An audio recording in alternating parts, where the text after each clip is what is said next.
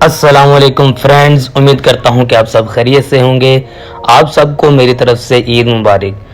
आज के व्लॉग के अंदर आपको मैं ये बताऊंगा कि मेरी ईद उल अजहा कैसी गुजरी और कुर्बानी के बारे में कुछ मामलात जो हैं वो आपको बताऊंगा। उसके बाद ईद पे हम कहाँ गए, कहाँ पे हमने सैर की, क्या खाया क्या पिया, वो सारी बातें इस व्लॉग के अंदर मैं डिस्कस करूँगा।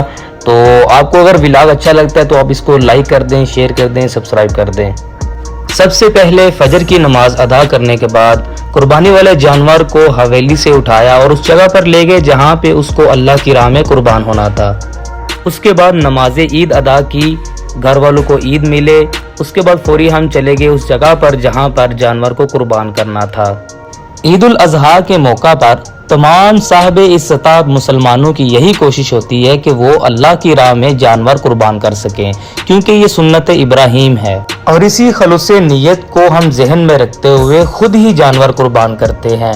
कसाईयों का तो सिर्फ एक सहारा ही लिया जाता है। अल्हम्दुलिल्लाह इस दफ़ा आपके भाई ने खुद जानवर कुर्बान किया है। जानवर कुर्बान होने तक और उसका गोश्त तकसीम करने तक आपका भाई कुर्बानी में ही मसरूफ रहा। उसके बाद अब बारी थी घर वालों से और रिश्तेदारों से ईदी इकट्ठी करने का, जो कि हमारा एक हक होता है। ईदी इकट्ठी होने के बाद मैं और मेरे दोस्तों ने प्लान बनाया कि कहीं बाहर निकला जाए और सैर वगैरह की जाए, ईद एंजॉय की जाए।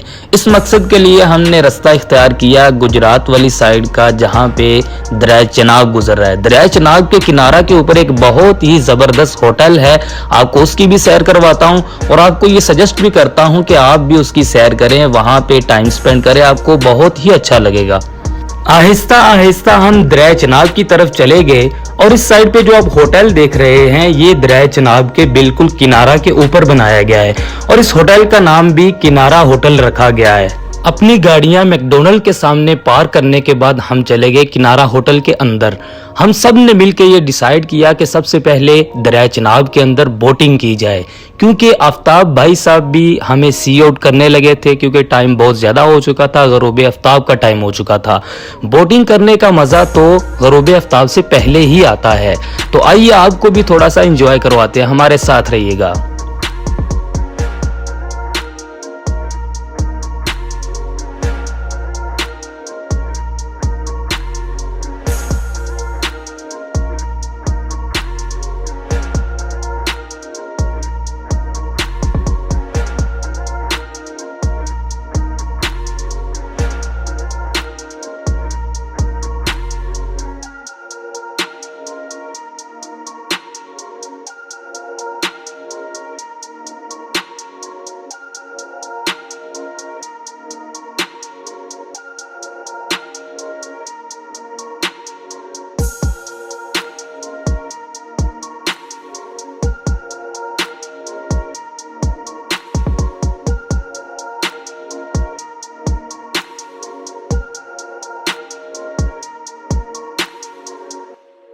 बोटिंग करने के बाद मैं और मेरे दोस्तों ने ये सोचा कि क्यों ना हम दरिया चनाब के गुजरते हुए ठंडे ठंडे पानी के अंदर पाँव भिगोकर बैठ जाएं और हल्की फुल्की सी गपशप की जाए।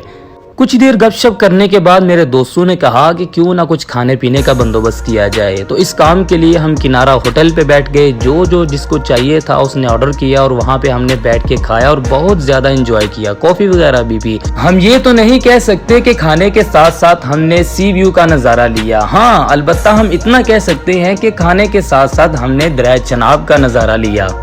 सिर्फ इतना ही नहीं, खाने के साथ साथ हमने हल्का हल्का सा म्यूजिक भी एंजॉय किया। आप मेरी स्क्रीन के ऊपर हमारा डीजे वाला बाबू भी देख सकते हैं। कुछ देर यहाँ बैठे गपशप लगाते लगाते आफ्ताब भाई भी गरूब होने लगे। हमने ये डिसाइड किया कि अब हमें घरों की तरफ जाना चाहिए। तो यहाँ पे मेरा व्लॉग होता है ख़त्म। अगर आपको व्लॉग पसंद आया तो इसको लाइक कर दें, शेयर कर दें और सब्सक्राइब कर दें। शुक्रिया।